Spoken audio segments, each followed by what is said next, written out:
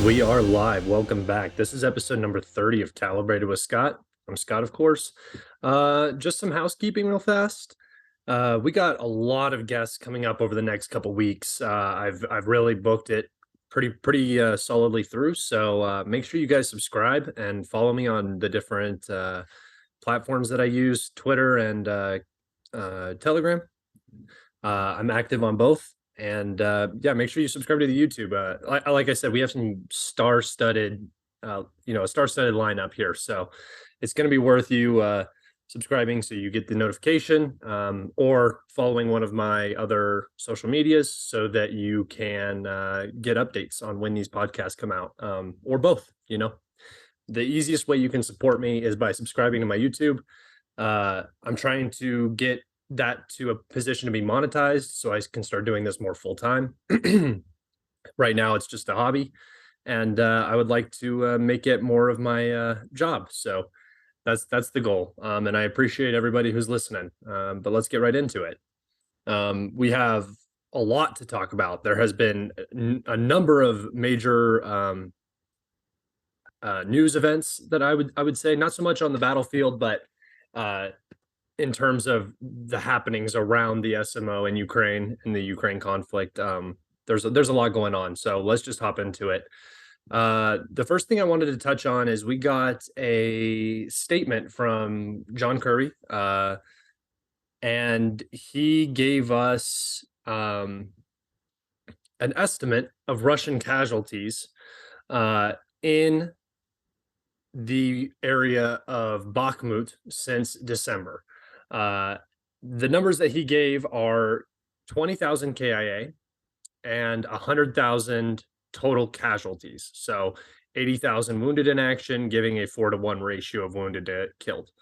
And this is over 5 months. And to me, this number seems very realistic. I mean, you're talking about the Bakhmut front, which is running basically from the lower end of Seversk down to I would say, Chasiv Yar, Konstantinivka point in the south. And it has been the focal point of all of the fighting in Ukraine over the past 5 months. So the situation there is intense. And these numbers, to me, actually seem very realistic. It's kind of refreshing to get an actual answer, that, or an actual statistic from the US or Ukraine or Britain that isn't complete cope and nonsense. I think that 20,000 casualties or KIA in that amount of time is very realistic on that size of a front. I mean, you're talking probably close to 200 kilometers worth of front there. That is seeing the most artillery, the most aviation. It is hell in the city and around it. So those casualties seem rather accurate to me. It's also urban fighting, and the Russians are on the offensive. So that is not a ridiculous number. I did it. I did the math on it. It was like something like 5 months comes out to a roughly 150 days. And that would give them just above a 100 KIA ratio per day on that front, which is not a ridiculous thing by any means. I know it might seem ridiculous. A lot of people have never seen one dead person in real life. So thinking about 100 is like unfathomable. And then thinking about that every day is insane. But that's what these wars are like. I mean, I haven't even begun to touch on the AFU losses in Bakhmut, but think about Wagner's losses and that being realistic. Wagner isn't facing a artillery disadvantage, an aviation disadvantage, a trained manpower disadvantage, or equipment issues. The Russians are still driving around in trucks where you don't really see any trucks in the AFU anymore. Mostly all you see is armored vehicles, which are becoming more and more rare, and civilian vehicles, vans and cars and so on. So, the Russians do use civilian vehicles too, but they don't serve the purpose that the Ukrainian civilian vehicles are serving, which is logistics and troop transport and so on. So, if the Russian casualties are that, just imagine what the Ukrainian casualties are. I think you guys could probably do the math.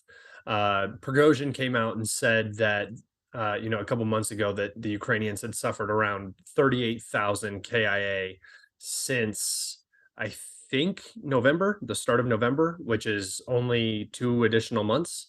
And that was given in March. So 38,000 killed in action in that section of the front would line up basically to a 2-to-1 ratio to the Russians. And I bet it's higher now. So I bet it's definitely in the 2-to-1 ratio range. Um, and that, I mean, that sounds very realistic to me. I think that that is exactly what the Russians were hoping and expecting out of this. That attrition rate is very favorable for them. A 2-to-1 attrition rate against them would still probably be favorable, just considering the inability for Ukraine to produce, well-trained and equipped troops in a short periods of time compared to Russia. So very surprising that the White House is, or the Pentagon or whoever is coming out and giving these realistic numbers for the Battle of Bakhmut. It's refreshing to agree with my government for one time, which rarely happens. The only issue with that number is that it could just be completely fabricated. If it is fabricated, it feels accurate to me, but they get most of their information from the AFU, and the AFU could just be absolutely pumping up these numbers. I usually multiply by 2 for what the real numbers are, or divide by 2 if it's not in favor of Ukraine. So they're getting their information from the AFU and from the Ukrainian government for the most part. We saw that in the leaked documents, where they were saying that they don't have very good confidence. They don't have a lot of confidence in their numbers that they're even posting, just because their sourcing is not appropriate, which is extremely unsettling that the US can't gather this intel and present it and then make decisions based on proper intelligence, both because of politics and just because of lack of capability. It appears. I mean, you don't want to not have the correct information, and maybe they do have the correct information and it's just all political, where they're not showing it because it doesn't push their narrative. We had a major event happen. The Kremlin saw its first terrorist attack, and that was very interesting to watch play out.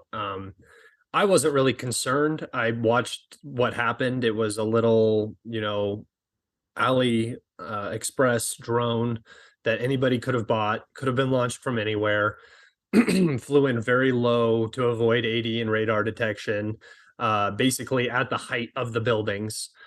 Even if the Russians wanted to shoot missiles at it, it would have been extremely dangerous. The point defense, like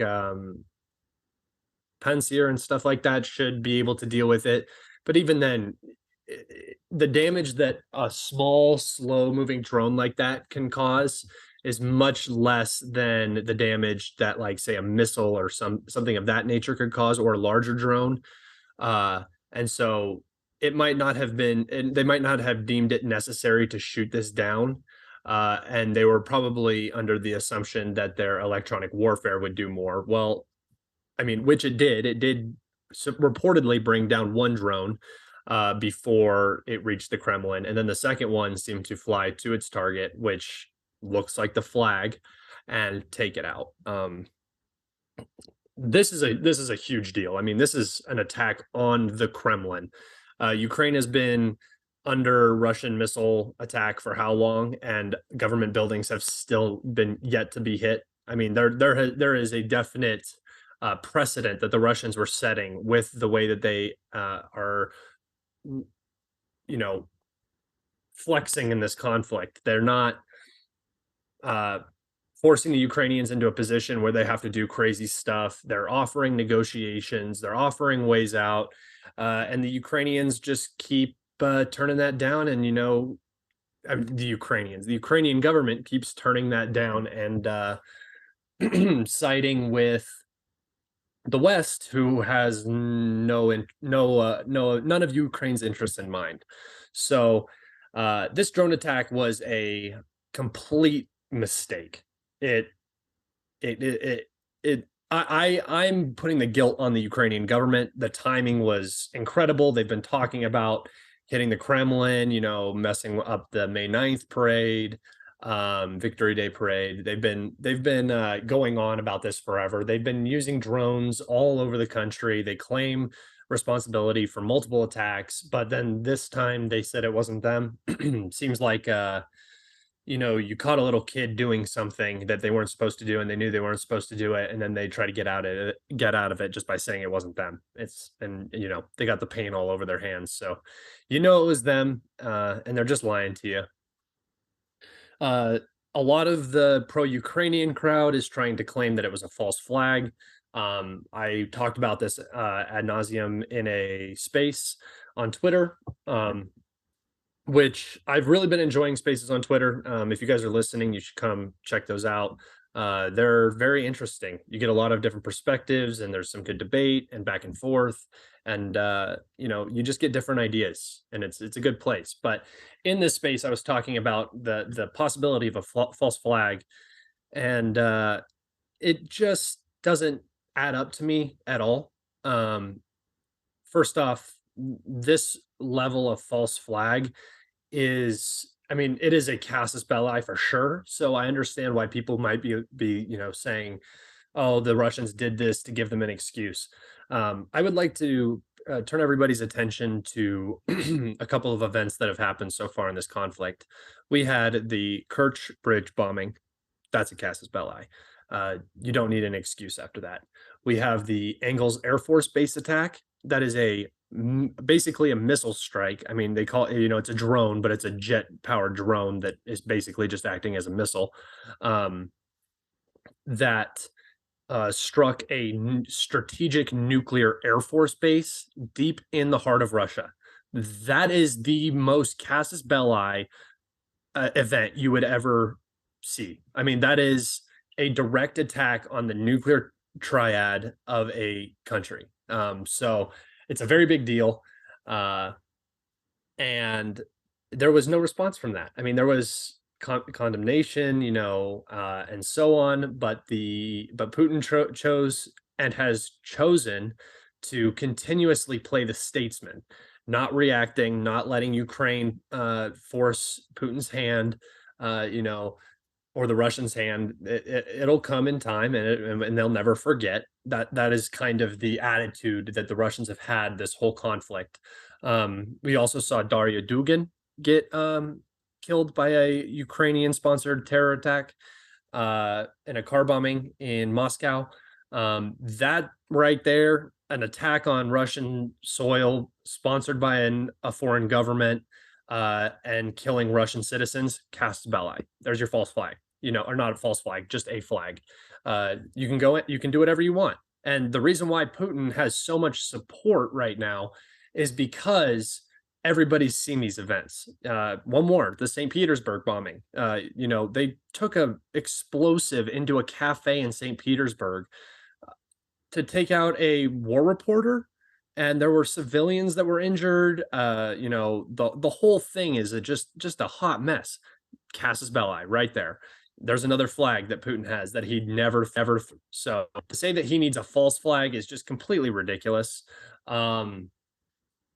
People are also saying that it was an assassination attempt. I mean, to what extent? There's no way Putin is going to be standing outside of the Kremlin, just in the middle of the night when this attack occurred, looking up at the stars, and he's going to get hit by this noisy drone going brrr over the wall. That's just not going to happen. So to call it an assassination attempt, which is what the Russian government did call it, I think is a complete farce. But they're going to use this event to their advantage. I mean, you can't blame them for doing that. Ukraine does the exact same thing. So I don't hold it against either side for doing that, but it's not what it was. It was definitely not an assassination attempt. It was a PR stunt. They were trying to probably get the Russian flag on top of the Kremlin to burn. I mean, how symbolic and pure would that picture be to the Ukrainian information space? They wouldn't be able to handle themselves. They would literally have orgasms because they don't touch grass. So that the false flag thing is just a non-starter for me.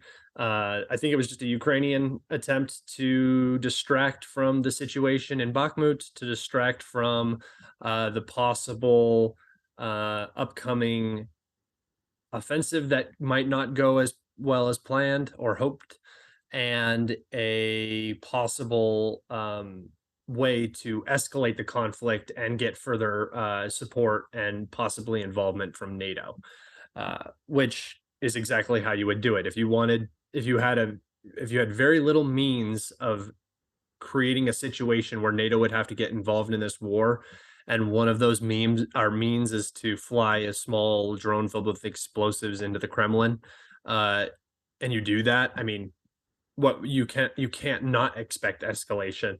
And I think that's the thing that most people are surprised about, is that Putin isn't escalating off of this event.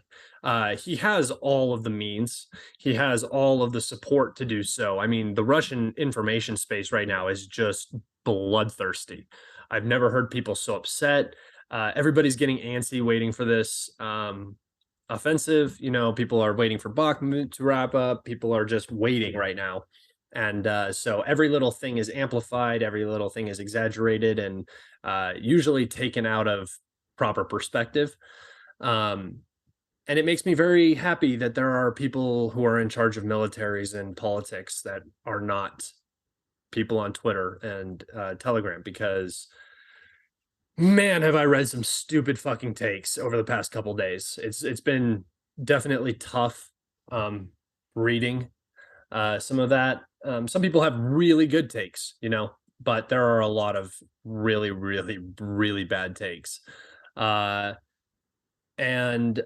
speaking of people having bad takes on stuff, there is a flurry of drama.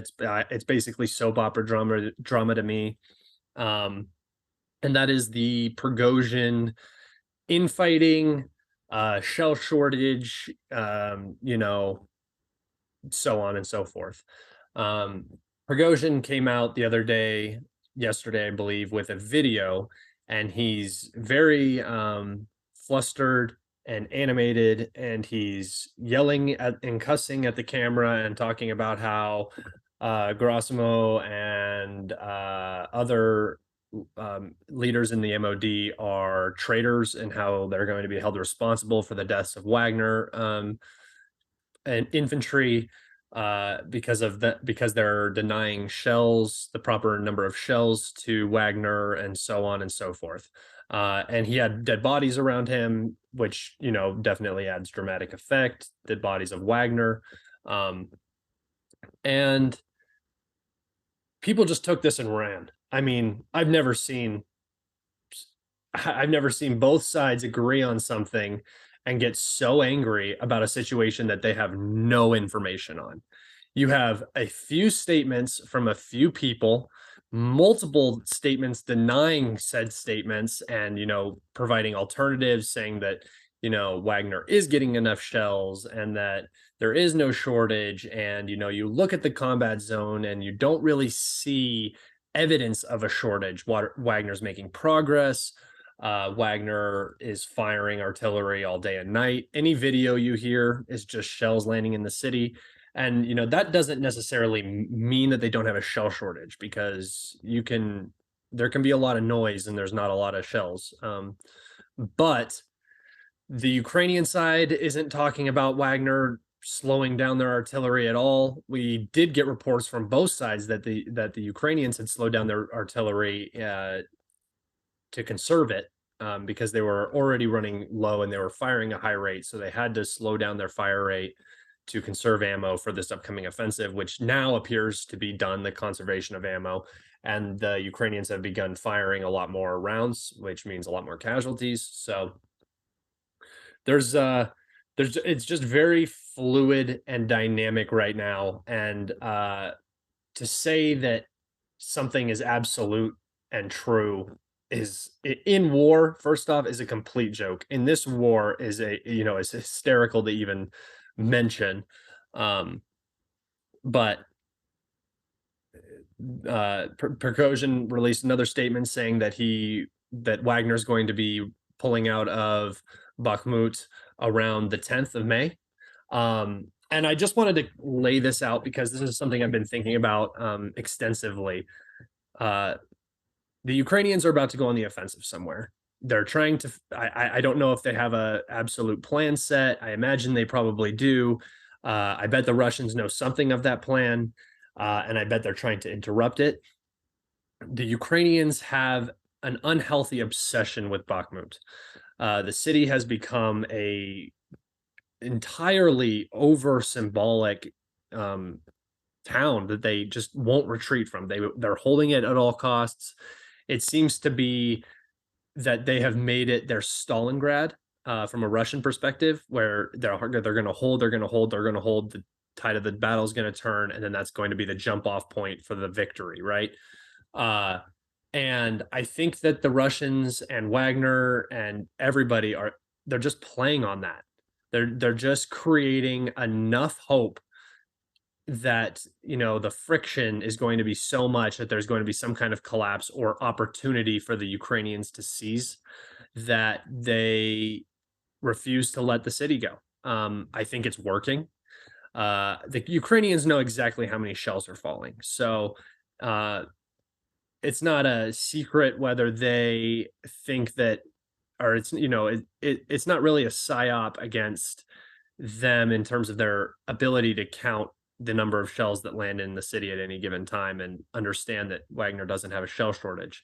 It's more playing on that hyper emotional PR strategy where that city means more than multiple brigades to the AFU, for the Ukrainian government. And I think they're just falling into it, falling into the trap. The situation for them in the city is horrific. They're in a less than 5% of it now. They're still trying to hold. They're still, in the buildings that are just getting hammered by artillery, hammered by bombs. The infantry's still fighting. You have snipers all over the place. I mean, it is a mess. And the Ukrainians are just still sending guys in, still trying to hold, still holding the flanks, committing to this fight. And there's even talk that they might go on the offensive here, which I think would be the best thing for the Russians. If the Ukrainians end up wasting their offensive on the Donbass and not in Zaporozhye or, somewhere where they might actually achieve some substantial victory if things do go their way.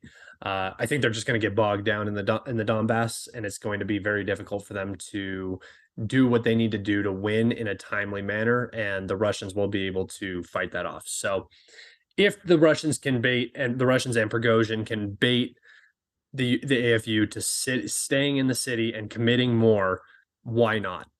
I know it's a bad look, but I want you to think about how a PSYOP works. If you think that it's real, I imagine most of the people in here lean slightly pro-Russian. Usually that's the side I cover. That's more my bias. I try to remain at least impartial to new information coming in, but it's difficult. So I have my biases. But if you're playing out a PSYOP, what is the first thing you need to do? This is textbook deception. You have to convince everybody, even yourself, that this is happening. If you don't believe it, your supporters aren't going to believe it. And if your supporters don't believe it, your enemy is definitely not going to believe it. So if you have the entire Russian information space calling for heads and saying, get Wagner their shells and this and that, then you've won. If you have somebody on Twitter who's a prominent voice, or Rybar, or any of these large influential very credible um, media outlets, I would say. That's what I would call them. You can, or personalities, you can, you've done, the PSYOP is a success. And that doesn't mean that this is a PSYOP, guys. I mean, I think it is, just because none of it makes any sense to me. It's all very confusing. It doesn't add up to reality and what I'm seeing in front of me. So when I would say it's a PSYOP, or, you know, it's so hard to say, and I hope we figure out one day, but I don't think it's what Prigozhin is saying it is.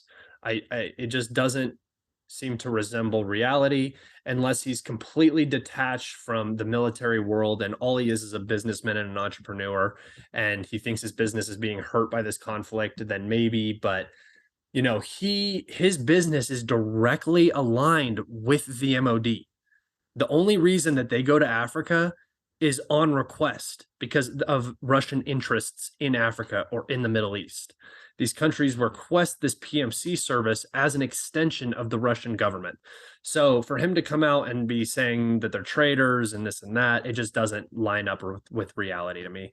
Also, he's basically the primary focus of the military right now, and he's fighting the bulk of the Ukrainian army in one spot.